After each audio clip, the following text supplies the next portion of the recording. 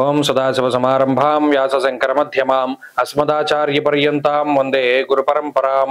జ్యోతిష్ శాస్త్రాన్ని భావితరాల వారికి ప్రసాదించిన ఋషుల యొక్క పాదపద్మాలకి నమస్కారం చేసుకుంటూ, అలాగే నాకు జ్యోతిష విద్యను నేర్పిన గురువర్యులు జ్యోతిష బ్రహ్మ కీర్తిశేషులు శ్రీ ఏరంకి సూర్యనారాయణమూర్తి గారు, సూర్యశ్రీ దేవజ్ఞ గారి యొక్క పాదపద్మాలకి నమస్కారం చేసుకుంటూ, ఓం శ్రీ మహాగణాధిపతి నమః, శ్రీ గురుభ్యో నమః, హరి ఓం.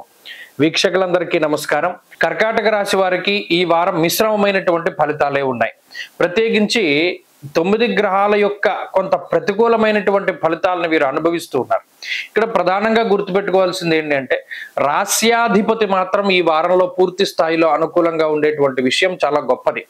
ఇక్కడ ఈ రాశి వారులకి పాపార్గళం ఉన్నది. వ్యయస్థానం ముందు రవి, 2వ స్థానం ముందు కుజుడు. ఇదే చాలా నలిపేస్తూ ఉంటుంది. ఏ విధంగా స్వస్థాన నాశనం చేయి బంధురోగో ధనక్షయ అన్నాడు.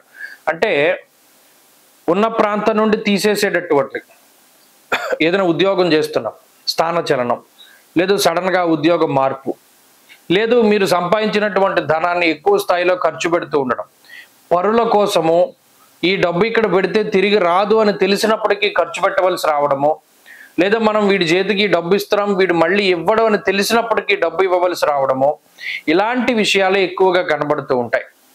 అంతేకాక ప్రత్యేకించి ఈ పాపార్గళమే శారీరకమైనటువంటి శ్రమకి కూడా కారణమవుతుంది.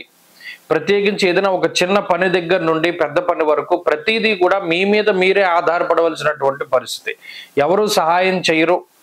అంతేకాక సహాయం చేసేటువంటి వారిని కూడా పాడు చేస్తూ ఉంటారు. పోన్లే పలానా వ్యక్తి ఏదో ఇబ్బందుల్లో ఉన్నాడు, సాయం చేద్దామని ఎవరైనా మీకు ఫేవర్గా అనుకున్నా మిగతా వాళ్ళు వెళ్ళి వాళ్ళని పాడు చేస్తూ ఉంటారు. ఇది చాలా ఇబ్బందికరమైన విషయం.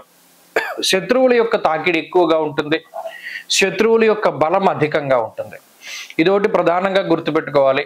అలాగే ఆర్థికంగా కొంత ఇది ఇబ్బంది, ఆరోగ్యపరమైనటువంటి ఇబ్బంది, ఉద్యోగ వ్యాపారాల పరంగా కొంత ఒత్తిడి ఎక్కువగా ఉంటుంది. ఏమిటంటే దీని అంతటికీ కారణం అంటే గ్రహాలన్నీ ప్రతికూలంగా ఉండడం. అష్టమంలో రాహు ఉండి, నవమంలో శని ఉండి, దశమంలో శుక్రుడు కొంత వ్యతిరేకంగా పనిచేస్తూ, లాభస్థాన స్థిత గ్రహాలన్నీ వ్యయంలోకి వచ్చేసి 2వ స్థానం ముందు ప్రతికూలమైన గ్రహాలు ఉంటే ఇక మనం చెప్పడానికి ఏముండదు. దానివల్ల ఏంటి అంటే అదృష్టం తగ్గిపోతుంది. ప్రతిదీ కూడా హార్డ్ వర్క్. అందుకనే మీ యొక్క తెలివితేటలు, మిమ్మల్ని మీరు నమ్ముకుని ముందుకు వెళ్ళేటువంటి పనులు మాత్రమే చేయాలి. ఎవరిని నమ్ముకుని ఏ పని ప్రారంభం చేయకూడదు. ఓన్లీ మనకి ఉద్యోగంలో ఈ కష్టం వస్తే వాడు ఎవడో సాయం చేస్తా అన్నాడు అనేటువంటి మెంటాలిటీ పెట్టుకోకూడదు. ఏదైనా వస్తే మనకి మనమే నిలబడాలి అనేటువంటి దృక్పథంతో ముందుకు వెళితే ఎటువంటి ఉపద్రవాన్నైనా సరే దాటగలుగుతారు. ఇతరుల మీద ఆధారపడ్డారా వారు ముంచేస్తారు. ఈ విషయాన్ని ఈ వారంలో ప్రధానంగా కర్కాటక రాశి వారు గుర్తుపెట్టుకోవాలి.